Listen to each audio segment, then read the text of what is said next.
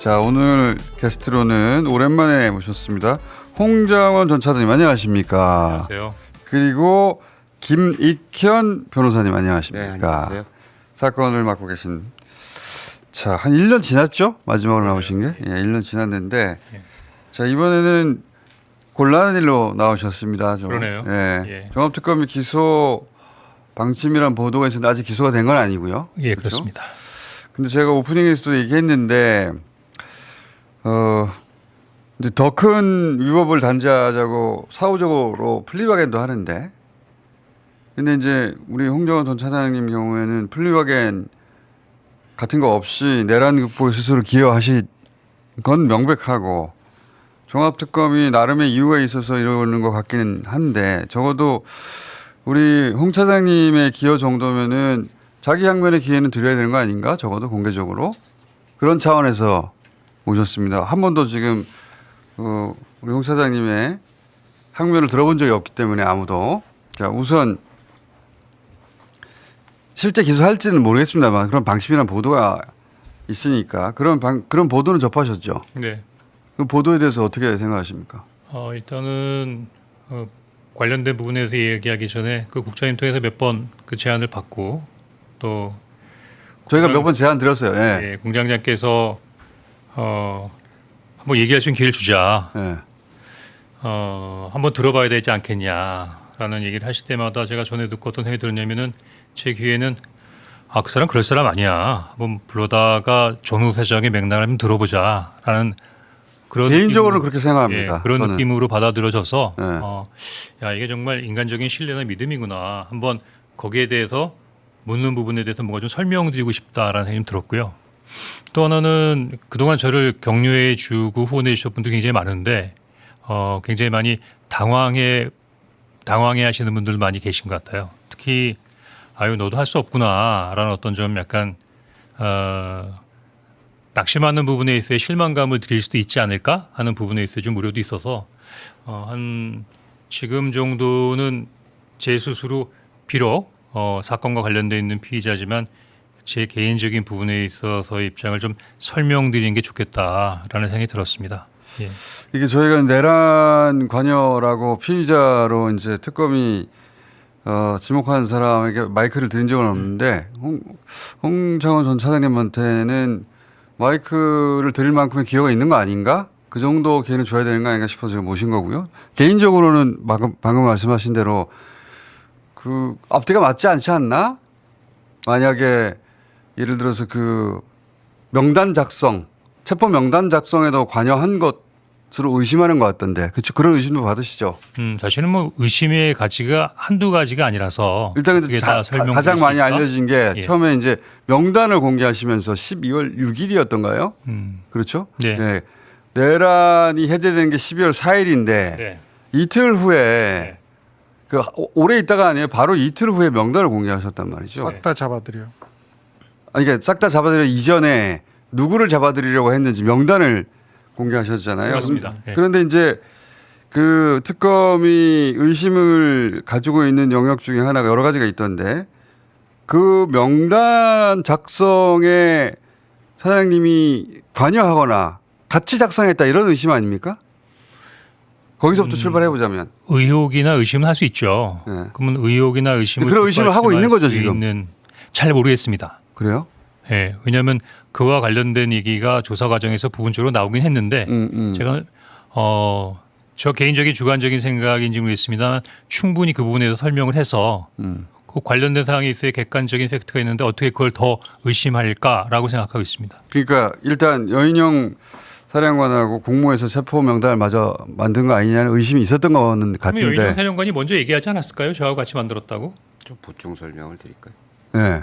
변호사님 좀 설명해 주시자면. 그게 이제 그 4번에 걸쳐서 조사가 이루어졌지 않습니까? 예. 그때 4차 조사 때 그 말미에서 그 소위 말하는 현안 TF라고 하는 이름으로 질문이 있었어요. 네. 그 현안 TF가 요즘 나온 뭐 민간인 사찰이다, 블랙리스트라고 하는 질문인데 안보실의 현안 TF 말씀하시는군요.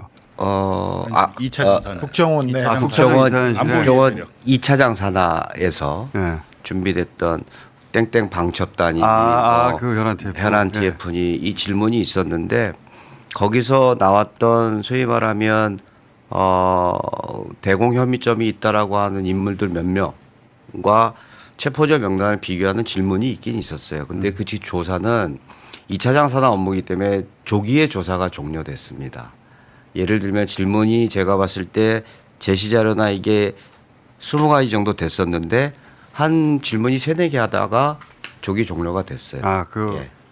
그렇지 않다는 답변에 그만 그렇습니다. 종료됐습니다. 알 수도 없는 위치였고 그랬다는 거를 이게 이제 국정원에서 명단 만들어서 김태현한테 주고 그것이 나중에 이 체포 명단의 소스가 된 거 아니냐 이런 식의 의심이었는데 그러니까 그렇죠. 특검이 의심하는 게 뭐냐면 홍 차장님은 1차장이고 2차장 산하의 안보수사국에 있고 여기 현안 TF라는 게 안보 위해 세력 한 500명 명단을 만들었다. 네. 그리고 이게 이제 나중에 여인형이 불려준 체포 명단의 소스가 원래 다 공유하고 출발 있었던 거 지점이 아니냐. 아니었냐. 그러니까 윤석열이 이름을 얘기하지 않고 싹 다 잡아들여라는 거는 사전에 인식 공유를 하고 있었던 거 아니냐. 명단 공유를. 이런 의심으로 이제 시작을 했고 저희가 이제 나중에 보니까 이 현안 TF라는 걸 만들기 전에 땡땡 방첩단이 먼저 있었다. 나중에 이게 현안 TF로 확대 개편이 그렇게까지 됐는데 들어가면 사람들이 못 그러니까 알아듣고 그 땡땡 방첩단을 예. 홍장원 차장이 국정원장을 대리할 때 당신이 승인한 조직 아니냐. 그러니까 당신이 모를 수가 없다. 이런 논리예요. 아닙니다. 네. 그게 아니야? 그러니까. 시기적으로도 안 맞습니다. 예. 그러니까 요즘 이렇게 깊이 들어가면은 사람들이 몰라야 할 것 같이 지금 얘기하고 있는데 한마디로 말하면 국정원에서 명단을 만든 거예요. 근데 그게 김태현한테 간 거예요. 그 김태현한테 간 명단이 나중에 체포 명단이 된 거 아니냐 이런 흐름입니다. 그런 흐름인데 그런데 지금 우리 사장님은 나는 거기 관여한 바가 없다는 것이고 그리고 또 그렇게 만약에 명단이 내려왔으면 여인형의 메모하고 지금 사장님이 받아 적었던 메모하고 명단이 일치해야 되잖아요. 같이 만든 거라면 이게 결국 같이 만든 거 아니냐 의혹이라면 아니 같이 만든 거라면 굳이 제가 명단을 왜 받아요? 내가 알고 있는데. 그러니까 또 하나는 그 명단을 알고 있으면 제가 만든 명단을 가지고 정보회가서는 제가 만들었다고 보고를 한 겁니까? 그게 말이 안 되죠. 예? 예. 예. 명단이 일치하지도 않습니다. 저는 그보다도 제가 조금 느끼고 있는 부분을 좀 설명을 좀 드리고 싶은데요. 이제 시간이 좀 지나서 거 2년 저 되니까 많은 분들이 자꾸 이제 지난 일이 있었던 부분들을 잊어버리시는 거죠. 그래서 저는 설명드리는데 굉장히 좀 어려운 부분이 있는데 제가 그동안 소위 사법기관의 조사를 많이 받았습니다. 예. 2024년 12월 3일 내란 이후에 뭐 예를 들면 경찰 특수부, 검찰 특별수사본부, 공수처 뭐 이런 데는 기본으로 받았겠죠. 그리고 이번 정부가 출범하면서 1차 특검, 뭐 내란 특검에서도 굉장히 깊은 조사를 많이 받았습니다. 물론 제가 동의를 하고 아예 빨리 끝냅시다라고 해석이긴 하지만 그 조사가 끝나고 난 다음에 새벽녘에 집에 간 적도 많이 있었어요. 그런데 지금까지 있었던 경찰, 검찰, 공수처 내란 특검에 있어서의 조사의 결과에 공통된 결론이 하나 있었습니다. 그게 뭐냐면 2024년 12월 3일 대통령의 불법 지시를 홍장원 차장이 거부했고 내란을 막았다라고 하는 부분은 그냥 일반적인 주관적 평가가 아니라 지금 말씀드렸던 4개 국가사법기관에서의 결론이었거든요. 예. 그렇게 우리도 알고 있었는데. 그런데 5월 달에 네. 지난 5월 달에 이런 방구도 없고 사전에 참고인 조사도 한 번 없는 상태에서 갑작스럽게 내란 주요 임무 종사라고 하는 피자로 입건이 된 거예요. 이거는 그러니까 지난 그 4개 국가사법기관이 조사해 내온 결과를 완전히 뒤집는 거거든요. 그러면 그러한 부분에 있어의 결론을 바꾸거나 뒤집으려고 하면 이 종합특검이 홍장원 차장을 추가로 조사해 보니 새롭게 이러한 사실이 피사실로 또는 범죄 사실로 확인이 됐다라고 하는 부분을 입증해야 합니다. 그런데 처음에 그 조사를 받으러 갈 때 혹시 내가 모르는 게 있나? 그럴 수도 있지라는 생각으로 갔지만 벌써 4번의 조사가 끝났고 벌써 한 3개월여가 지났잖아요. 쭉 지나가면서 뭐 변호인도 계시지만 법리적으로 검토해보고 이리저리 생각해봐도 제가 보기엔 종합특검이 저로 하여금 소위 내란 주요 임무 종사 어떤 부분을 할 수 있는지 우리 특검에서 4번 다 입회하셨던 우리 변호인이시는데 제가 지금 종합특검으로부터 어떤 피의 사실을 특정받고 있다고 생각해요? 기본적으로 혐의 사실은 사회를 보시면 안 되는데 사회를 보시고 진행도 하셔가지고 답변할까요? 하십시오. 자, 기본적인 혐의 사실은 내란 주요 임무 종사라는 그거 하나입니다. 어떤 내란 임무에 종사했던 그 거예요? 행위로 의심되는 것들이 7가지 정도라는 거예요. 7가지 행위를 행위, 했다. 7가지 행위가 어. 내란 주요 임무 종사라는 거고 혐의가 7개가 아니고 혐의는 하나인데 그 혐의에 의심이 가는 7가지 행위고 그 행위의 종합이 내란 임무 종사였다는 건데 뭐 어떤 행위를 말하는 겁니까? 예를 들면 언론에 나왔던 뭐 CIA 정당 어. CIA 그 계엄 정당화 문건 메시지 전달, 뭐 방첩사 컨택 구축 유지, 그 다음에 뭐 경찰절 상황실에 관한 문제, 뭐 최근에 나왔던 현안 TF까지. 근데 이제 사실은 피의 사실이라고 얘기했지만 지금 종합특검 쪽에서는 기소를 하겠다는 입장이 뭐 계속 유지가 되고 있는 것 같고 중간에는 영장을 치겠다는 얘기도 중간중간 나왔었는데 저희들은 오히려 그랬죠. 그냥 변호인으로서 영장 한번 쳐보라고. 한번 우리도 중간 검토를 한번 받고 싶다고. 근데 지금 생각은 영장 없이 불구속 기소한다는 얘기인데 공소장에 나와 있는 공소사실은 저희도 궁금합니다. 자, 그러면은 지금 보도된 것만 가지고 한번 여쭤볼게요. 우선 내란 당일날 지금 그 기조라면 내란 당일날 그 내란에 기여했다는 거잖아요. 의심은 그죠? 내란 그 계엄을 하는데 기여했다는 거 아닙니까? 말하자면 그래야 내란 주요 임무 종사가 되죠. 그러면 싹 다 잡아들여가 있었지 않습니까? 네. 싹 다 잡아들여 그리고 체포명단 받아서 위치 추적하고 이런 지시를 받으신 거죠. 네. 근데 그날 여러 번 국회에 나와서도 말씀하셨지만 그때 국정원 그 고위직 정무회의가 있었는데 거기서는 이 싹 다 잡아들이라는 얘기를 안 했다는 거 아니에요? 네.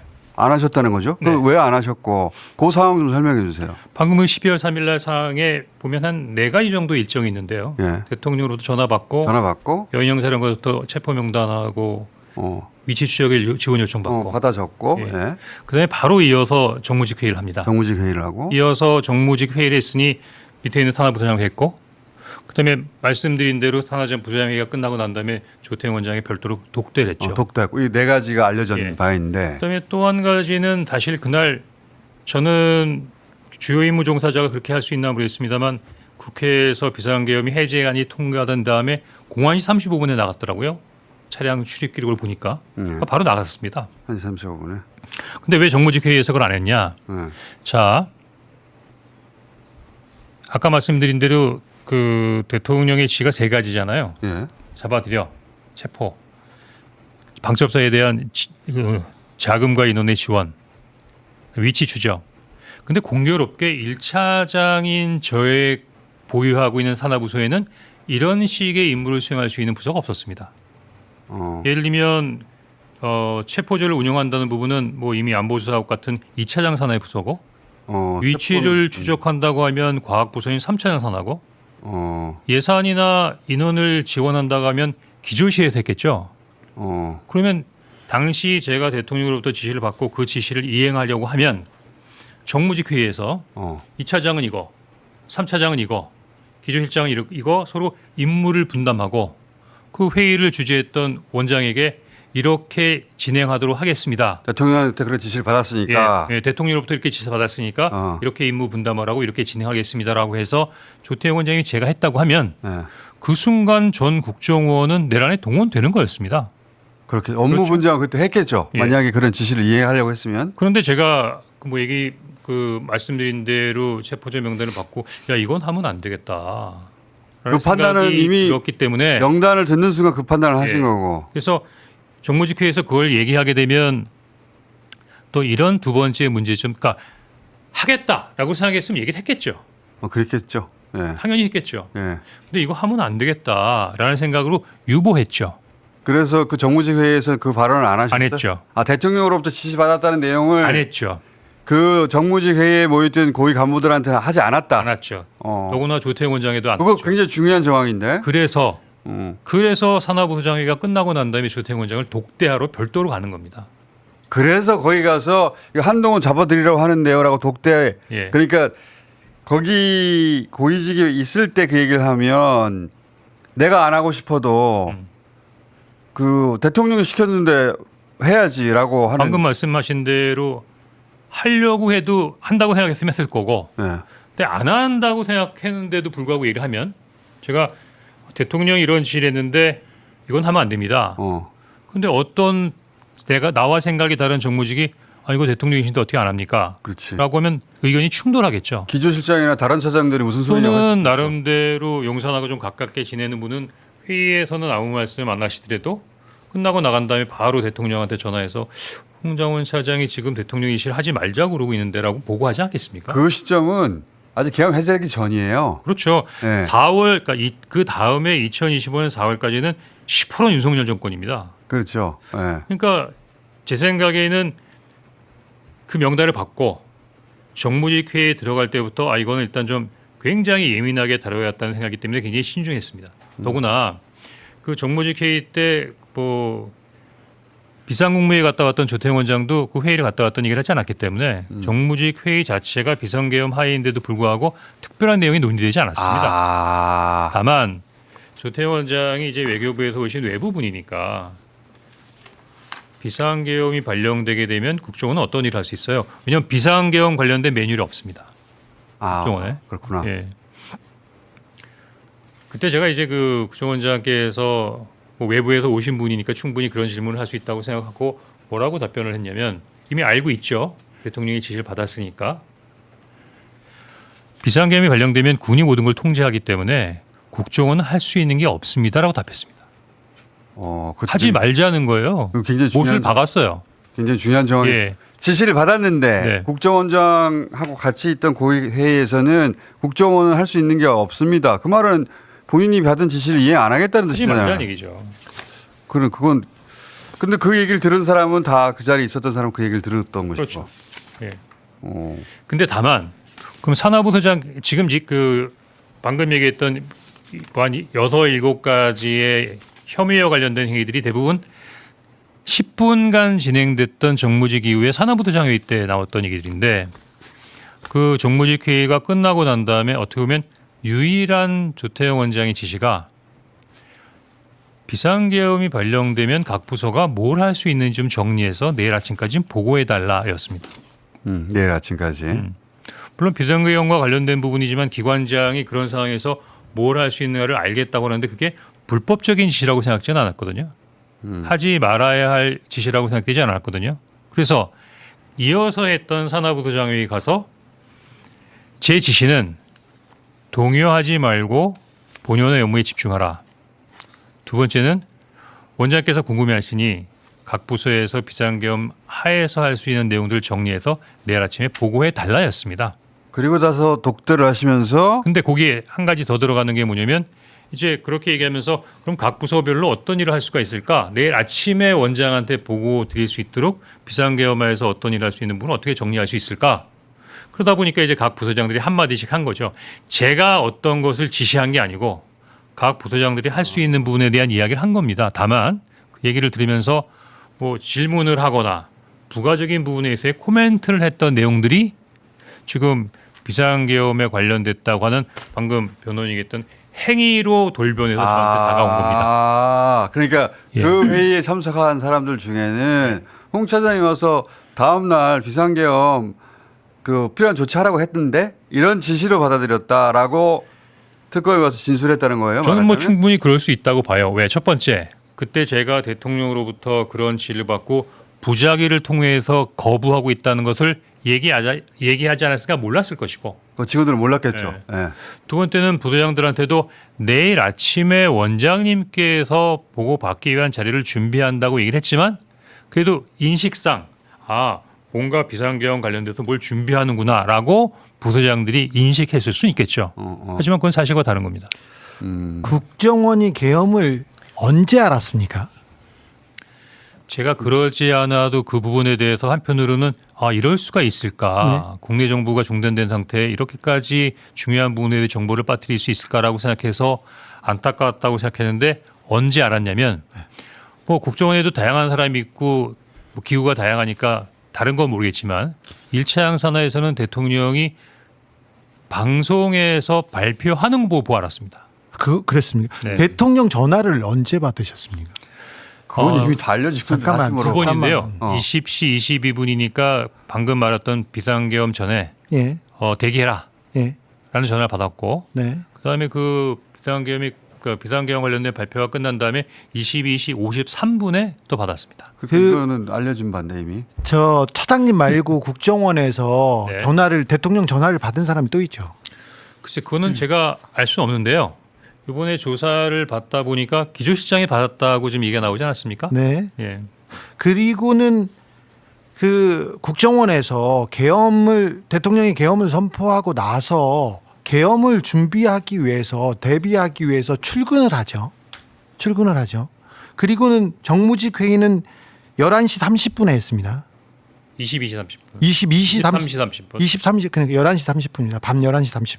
그리고 출근도 훨씬 더 일찍 했죠. 그 뉴스를 보고 출근한 겁니까? 아니면 그 전에 누구의 지시를 따라서 지금 출근한 겁니까? 지금 어떤 특정 부서와 관련된 잠깐만요. 부분인데 홍장원 차장 관련된 질문을 해야지. 예. 지금 관련된 다른 부서가 언제 출근했는지. 지금 관련된 질문이야. 그러니까 좀 여기서 지금 참 홍장원 차장 질문만 하자고. 왜냐하면 국정원 일반 질문을 하면은 지금 일반 질문이 아니라 홍장원 차장한테 묻고 싶은 싹 다 잡아들여. 그리고 방첩사 지원하라. 그리고 명단 주고 위치 추적하라. 이게 이 부분이 지금 홍장원 차장 부서가 아니잖아요. 해외 담당인데. 잘 말씀하셨네요. 네. 그 부서가 일찍 출근했는지 뭐 누가 출근을 하라고 했는지 그 저는 알 수 없습니다. 근데 누군가 출근해가지고 준비를 하고 있었잖아요. 계엄을. 그건 잘 모르겠습니다. 그걸 모르는 내용을 묻지 그건 저기 말고 뭐야 본인 책임에 대한 부분만 물어보자면 그러니까 이미 네. 2024년 12월 그 6일 이후에 이미 공직에서 떠나서 지금 현재 진행되고 있는 내용들은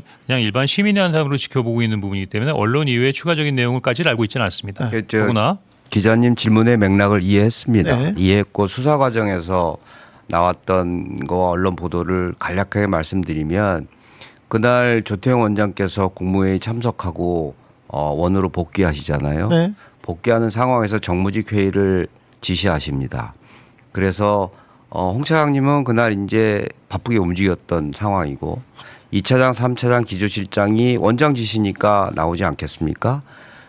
차관급이 각 정무직들의 보좌관들이 다 있지 않겠어요? 그러면 이제 원으로 다시 퇴근했던 아니면 원 내에 있었던 보좌관들이 정무직들의 그 동태나 이런 것들에 대해서 얘기했을 거고 그다음에 그게 전파가 됐을 겁니다. 국정원 조직 특성상. 근데 언론에 나온 거는 이 차장의 산하에 있었던 대공이나 안보조사국에 130명이 출근했고 그게 뭐 자발적으로 출근했느니 논란이 되고 있는데 1차장 산하에서 문제가 된 사례는 아니에요. 그게.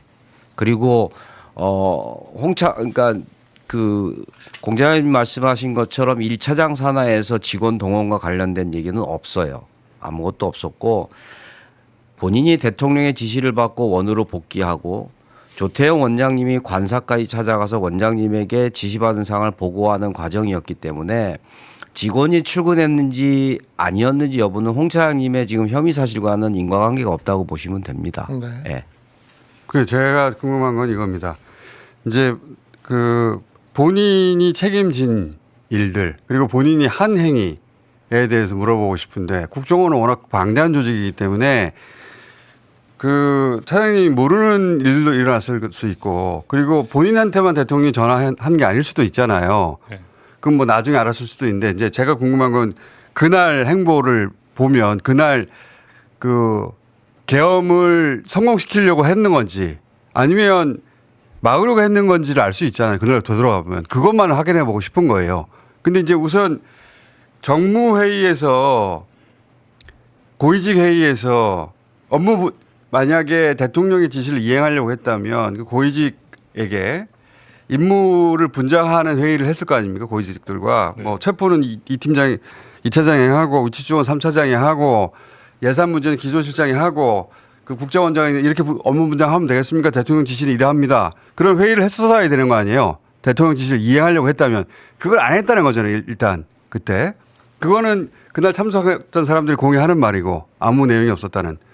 첫 번째, 그러니까 대통령 지시를 정무회의를 통해서 이행하려지 않았다. 첫 번째. 두 번째는 그런데 그 국정원장과 독대를 했다고 하셨잖아요. 이때까지 이제 독대한 내용은 알려졌는데 지금 이런 의혹을 받는 이 시점에 그 독대를 했던 이유를 다시 설명해 주세요.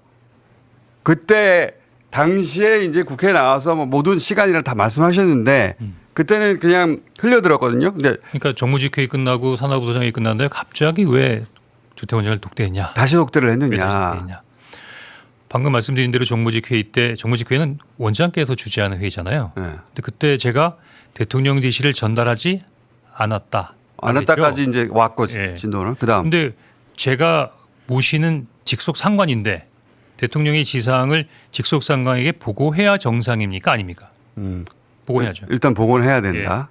다만 그 정무직회의 때 공유를 하지 못하기 때문에 이렇게 얘기를 하지 않았지만 최소한 이 대통령의 지사항을 내 직속 상관인 기관장, 국정원장에 보고를 해야겠다라고 네. 생각해서 산하부도장회를 서둘러 끝내고 그때는 아무 얘기 안 하고 예, 원장에게 독대 보고를 들어간 거죠. 이런 지시를 받았다. 네, 이런 지시를 받았다. 그때 이제 나왔던 얘기가 그 아무런 반응이 그 얘기 없어가지고 예. 그 내일 아침에 얘기합시다 그래서 아니 지금 잡으러 다닌다고 하는데 내일 아침에 얘기한다는 게 말이 되나 이렇게 하고 나오셨다는 거죠. 네. 그러면 그때도 그 지시 이행에 관련된 행위를 한 게 없네요. 없죠. 그러면은 이게 되게 서글픈 게요. 무혐의를 홍정원 차장이 입증하고 있어요 지금. 예를 들면 저도 처음에 특검에 수사를 한다고 그랬을 때 빼박 물증이 있나 보다라는 생각도 했었는데 취재를 딱 해서 아까 말씀하신 7가지 행위도 그런데 야 이런 거를 내가 안 했다라고 얘기를 주장을 해야 되나? 그러면 이거를 제3자가 홍정원 차장의 지시를 받았습니다로 얘기한 진술한 사람들이 있을 거 아니에요. 국정원 직원 중에 한 50여 명 수사를 그 조서를 받았으니까. 근데 제가 마지막에 내린 판단은 국정원에서 내부 세력 다툼인가 보다라는 생각이 드는 거예요. 그거는 마지막에 물어보긴 근데 하고. 그런 거 있는데 네. 제일 중요한 것은 저는 홍장원 차장이 무혐의라고 생각하는 이유가 뭐냐면 홍장원 차장의 행적을 A부터 Z까지 본 사람이 홍장원 차장의 보좌관입니다. 보좌관.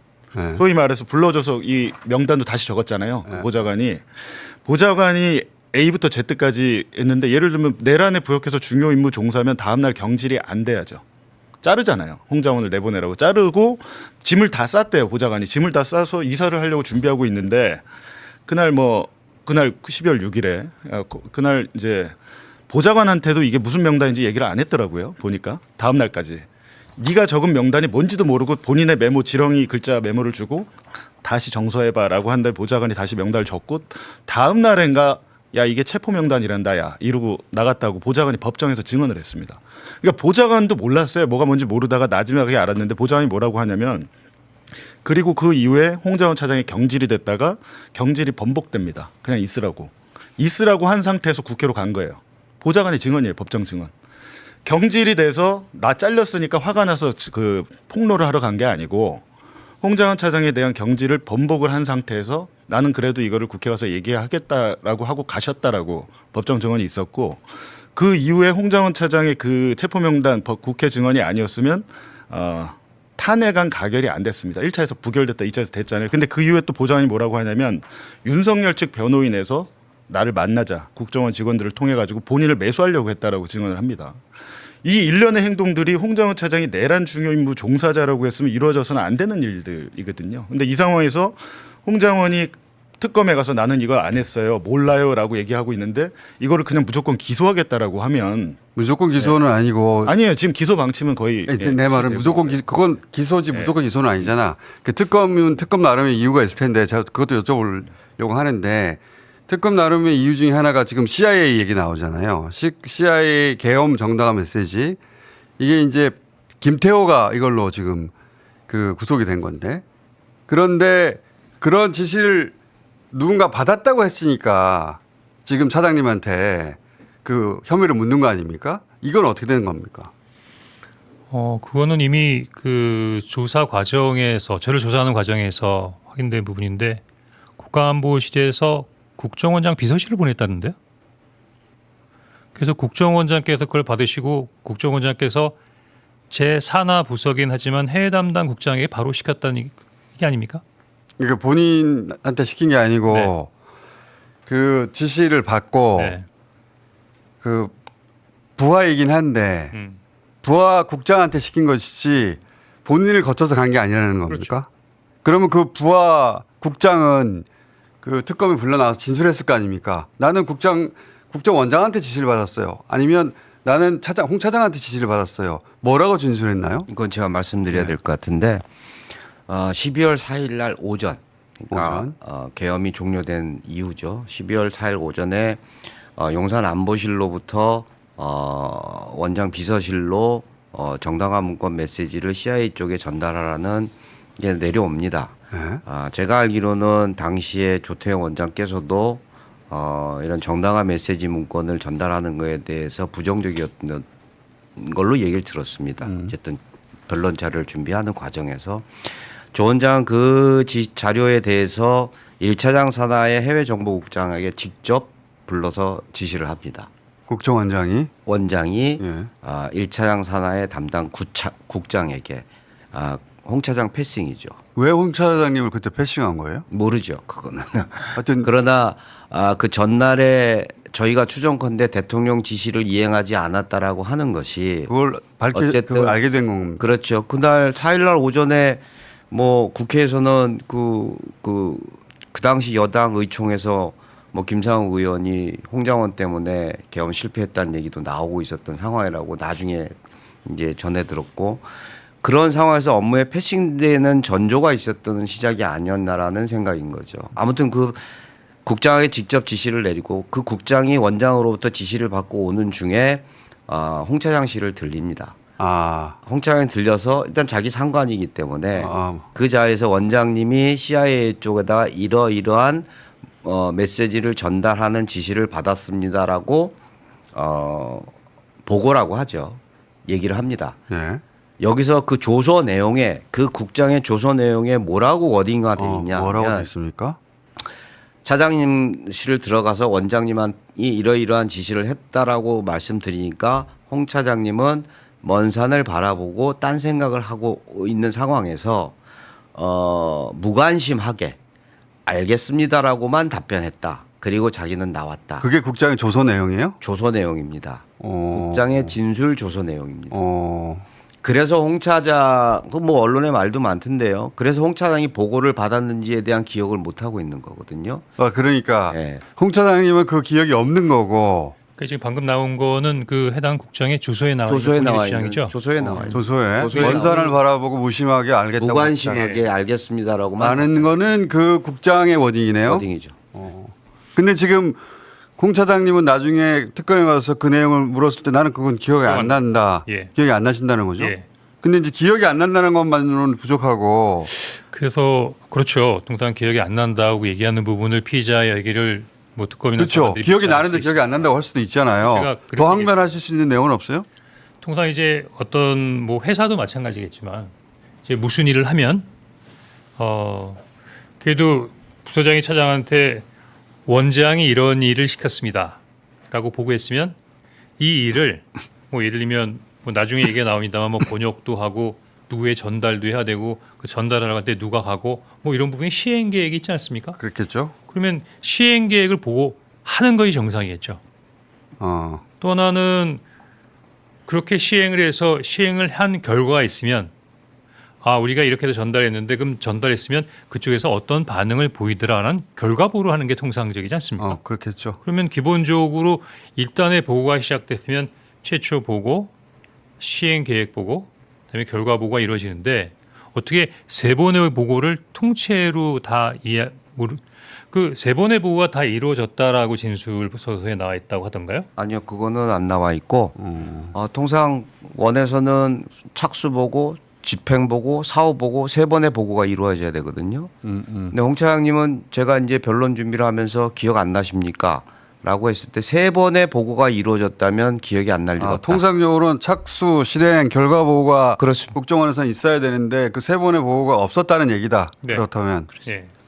그리고 실제 그 3번의 보고는 없었고 무슨 문건으로든 결과 보고가 없었기 때문에 저는 받아보지 않았다는 뜻입니다. 그게 이 아마 국정원장한테 원장께서 시키는 거니까 원장께 보고를 드렸겠죠. 그 이제 법리적인 건데 짧게 한 말씀 드리면 좋습니다. 그게 보고가 이루어졌다고 보죠. 근데 국정원처럼 상명하복 조직 속에서 그리고 차장은 원장을 보좌하는 보좌역일 뿐입니다. 법률적으로나 사실적으로나. 다만 원장이 직접 지시해 가지고 산하 국장에 지시한 내용을 원장 밑에 있는 보좌역 차장이 그거를 승인하고 제거할 법률적 권한이 있냐는 거예요. 상식적으로 되물어야 됩니다. 그게 제거하고 승인할 권한이 차장에게 원장이 지시한 사항에 대해서 그것은 그것도 법정에서 따지시는 게 맞는 것 같고 아니 조사하면서도 물었어요 저희가. 상식적인 일반인의 상식선에서 궁금한 걸 또 여쭤보겠습니다. 계엄 해제 다음 날 경질되시죠? 5일날 경질되지 않으셨어요? 5일날 통보를 받았습니다. 그러니까 통보가 경질이죠 사실상. 예. 그러면 계엄 해제 하루 만에 경질되신 거잖아요. 네. 그 이유는 뭐라고 들으셨나요? 만약에 내란에 관여하고 개입했는데 하루 만에 경질한다는 게 말이 안 되는 거 아닌가? 그렇죠. 그래서 국회 조사특위에서 조태용 원장은 홍장원 차장이 정치적인 중립을 위반해서 경질했다고 얘기했고 저는 12월 3일날 대통령의 지시를 이행하지 않았기 때문에 경질됐다고 주장했던 바 있습니다. 그리고 주진희 기자가 물어봤던 다른 사람들 고위직 중에 다른 사람들이 대통령한테 직접 그러니까 지금 대통령한테 직접 다 잡아들여 이 전화를 받으셨는데 윤석열이 그 이후에 그 정무회의에 들어갈 만한 고위직에게 다른 사람에게 유사한 지시를 하거나 혹은 다른 지시를 한 내용 그때는 모르셨는데 종합특검을 시작하기 전까지는 뭐 그러한 사항에 대해서는 알지 못했습니다. 못했는데 이제는 알고 계신 게 있습니까? 누구한테 연락을 했답니까? 정확히 12월 3일 날 3일 같은 11시 날이 57분이죠. 직후네요. 그러니까 연락한 직후예요. 그러니까 원장 독대에 들어가기 직전이죠. 그렇죠. 근데 네. 윤석열이 두 번째 전화한 직후인데 1시간 뒤입니다. 1시간 뒤에요? 10시 53분에 대통령의 전화는 10시 53분에 홍 차장님이 받으셨고 네. 정확히 그 1시간 뒤죠. 11시 1시간 뒤에 7분에 대통령의 직접 혹은 계엄사를 통한 순차 지시를 통해서 기조실 쪽으로 연락이 옵니다. 기조실. 예, 내용은 계엄사에 파견할 인원을 선발해서 명단을 빨리 넘기라는 내용이었습니다. 체포하고는 다른 이야기네요. 다른 이야기죠. 어쨌든 다른 갈래의 명령을 직접 내렸다. 그렇죠. 별도 라인이 움직였다는 거죠. 그 얘기는 저희 변호인 입장에서는 홍 차장이 대통령 지시에 관해서 적어도 1시간 동안은 움직이지 않았던 거 아니냐. 그래서 계엄사 쪽에서는 인사를 책임지고 있는 기조실 쪽 대통령이 직접이건 순차 지시에 의해서건 그쪽으로 직접 연락이 간 거 아니냐라는 거. 이 질문에 대해서도 특검은 답변을 해보라는 거예요. 그러니까 정무회의에서 그러니까 지시받은 내용을 이행했다면 기조실장이 뭐 알고 있어야 갈 리가 되는데 없습니다. 갈 리가 없죠. 그 인사와 예산에 관한 그 업무 분장을 전혀 안 했기 때문에 안 움직이니까 기조실장한테 따로 연락이 간 것이다. 이렇게 이제 이해하시는 거구나. 그렇습니다. 그리고 국회로 가신 거 있지 않습니까? 6일. 그러니까 경질이 해제가 된 다음 날 경질이 되셨고 경질 통보를 받으셨고 경질 통보를 받은 채 그 국회에 가서 명단을 공개하셨잖아요. 근데 12월 6일 날 예. 뭐 약간의 논란이 있습니다만 인사 번복건이 있었어요. 한 번 예, 중간에 12월 5일 날 경질 통보를 받아서 제가 12월 6일 날 저희 간부들과 송별 간담회가 끝난 이후에 조 원장께서 그냥 당분간 좀 그냥 있자라는 식으로 송별회까지 하고 나서 네 인사 번복을 했기 때문에 사실은 해임된 상태에서 국회 간 건 아니고 그냥 그러니까 번복된 부분이니까 된 줄 알았는데 다시 번복된 상태로 가신 거네요. 일단 조 원장으로부터는 그렇게 통지를 받았던 것 같습니다. 그러면은 지금 다시 되돌아보면 계엄 다음 날 당연히 그 홍장원이 나의 지시를 이행하지 않았다는 걸 윤석열이 알았을 거 아닙니까? 그렇겠죠. 하루 지난 다음에 분명히 알았겠죠. 그러니까 예를 들어서 그 홍장원이 그런 얘기 했어 하고 국정원한테 물어보면 바로 나오는 거잖아요. 그러니까 그래서 경질된 거라고 지금 이해하시는 거죠. 저는 그렇습니다. 그리고 그리고 나서 이유는 알 수 없으나 다시 번복됐고 그런데 번복된 채 그 6일 날 국회에 가신 거 아닙니까? 근데 그 이유는 뭐냐면 6일 날 아침에 예. 조선일보에 특종이 나왔어요. 윤석열 대통령이 홍장원 차장한테 정치인 체포 지시를 했다는 내용의 헤드라인이 뜹니다. 아하. 예, 그러니까 이제 12월 6일 날 아침에 조선일보의 이 특종 보도가 어떻게 보면 용산을 발칵 뒤집어 놓은 거죠.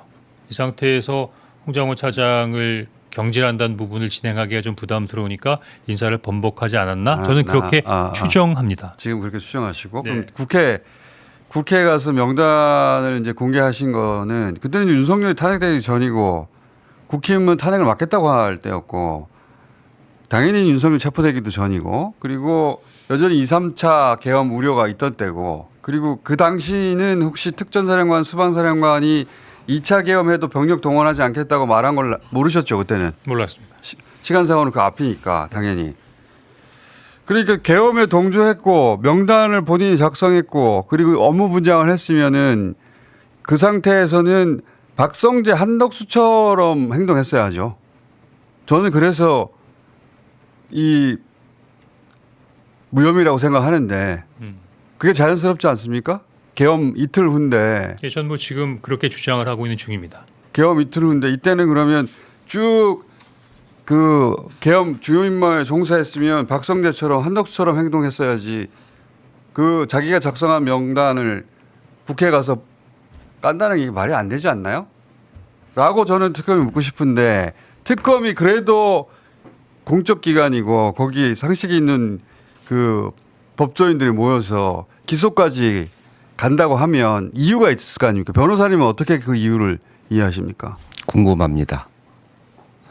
수용하기가 어렵고 동의하기 어렵습니다. 그래도 특검이 주로 혐의를 두는 부분이 있을 거 아닙니까?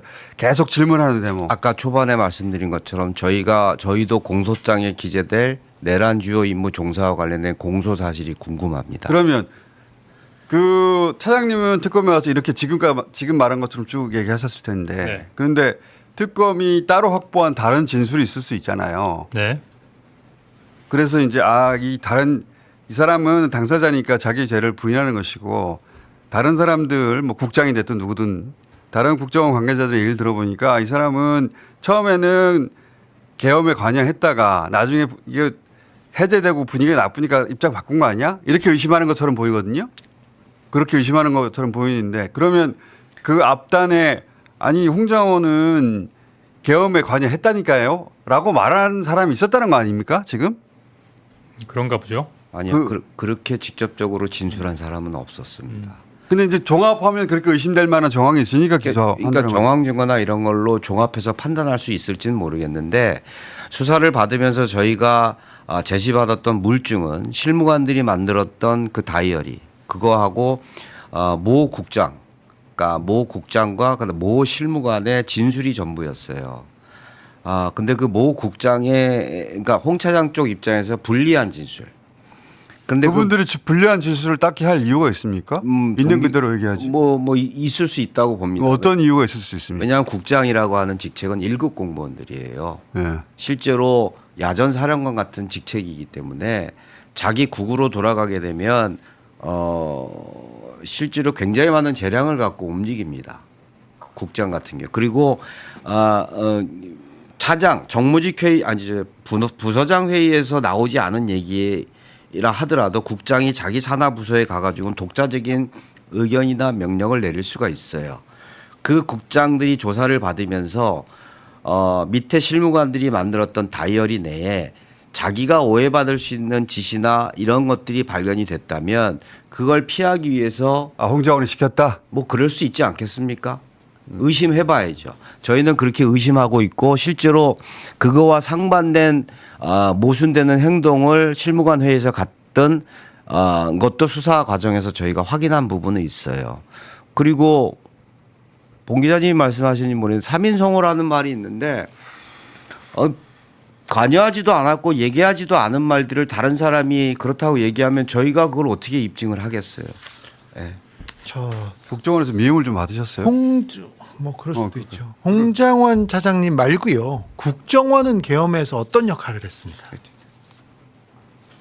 조직 얘기여서 조금 어려울 수도 있지만 거기에 대해서 현재 그냥 민간인인 개인의 입장에서 말씀드린다면 네.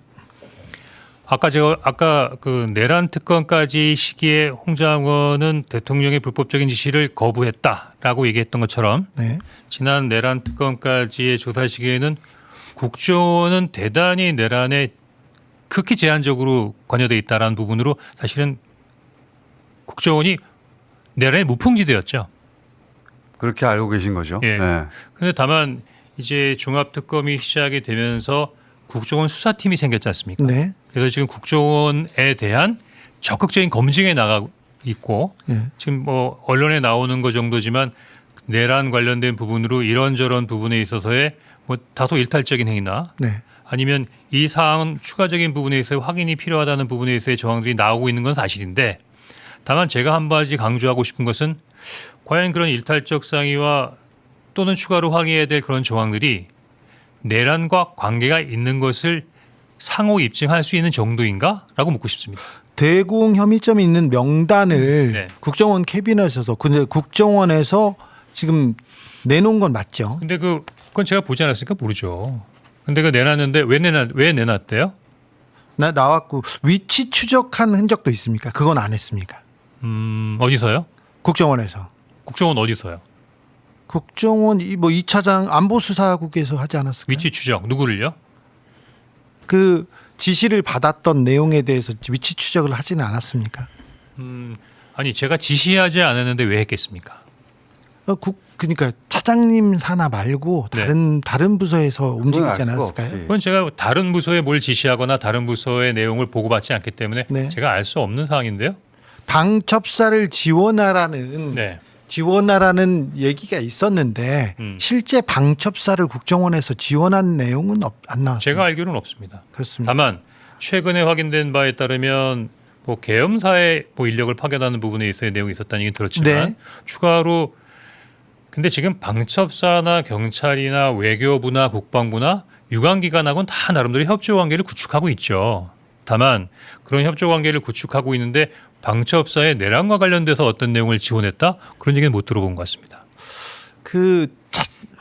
차장님이 관여했다고 저는 생각하지는 않는데 국정원은 계엄에 관여를 했고 이미 출근을 해서 보고서를 12시 경에 12시 경에 이미 보고서를 쓰고 인력 파견에 대해서 근데 그 관련된 내용은 제가 일단 알 수 없는 상황이고요. 네. 왜냐하면 다른 부서의 어떤 그런 업무 부분인데 구체적인 사실까지 보고받지 않으면 차장이 어떻게 알겠습니까? 그리고 다만 네. 지금 그런 정황이 나타난 부분을 뭐 내란 상황에 있어서의 어떤 일타적 행위를 뭐 확인했다 정도까지는 제가 보기에는 받아들일 수 있겠습니다만 네. 아직까지도 저 생각은 방금 말씀드린 대로 국정원이 총체적으로 예. 조직적으로 깊게 관여했다? 그렇게 되기 위해서는 반드시 조건이 하나 있습니다. 무슨 뜻이냐면 어떤 기관이 조직적으로 개입되다는 부분은 지휘 체계가 움직였다는 뜻이거든요. 네. 예. 그러면 국정원이 지휘 체계의 지휘를 통해서 내란에 관여됐다고 하면 아까 방금 말씀드렸던 23시 30분에 각 차장이 원장과 함께 주재하는 정무직 회의에서 내란 관련된 부분에서의 협의가 있어야 되고 그와 관련된 지시가 이루어져야 국정원이 조직적으로 개입되는 거 아닌가. 예. 그래서 조직적으로 개입했다는 부분에 있어서의 판단과 과정에 있어서의 일탈정의가 있다라는 부분에 있어서 두 가지를 좀 분리해서 생각해야 되겠다. 변호사님 말씀드리겠습니다. 국정원 기조실하고 2차장실 안보수사국은 움직임이 보이죠? 그걸 왜 저한테? 아니 그러니까 변호사님이 보셨을 거 근데 아니에요? 제가 제 기자님 말씀하신 이해했습니다. 네. 근데 제가 하나 역질문을 드리고 싶은 게요. 특검에 대한 제가 수용하기 어렵고 동의하기 어려운 지점은 현미경 들여다보듯이 사건을 보고 있는 부분들이 많다는 거예요. 지금 그 부분에 있어서도 그러면 내란 주요 임무 종사가 국정원이 전체적으로 성립이 되려면 내란 우두머리인 대통령이 지시가 국정원 전반적으로 내려진 지시가 뭔지를 특정해야 됩니다. 그냥 냄새만 피우고 연기만 피워요. 대통령 우두머리인 대통령의 지시가 뭐였냐? 그날 추정되는 대통령의 지시는 국무회의에 참석했던 조태영 원장님에게 갔을지도 모르는 지시. 홍장원 차장에게 공개된 바와 같이 전화로 방첩사에게 잡아들이라는 지시 그 두 개밖에 밝혀지지 않았어요.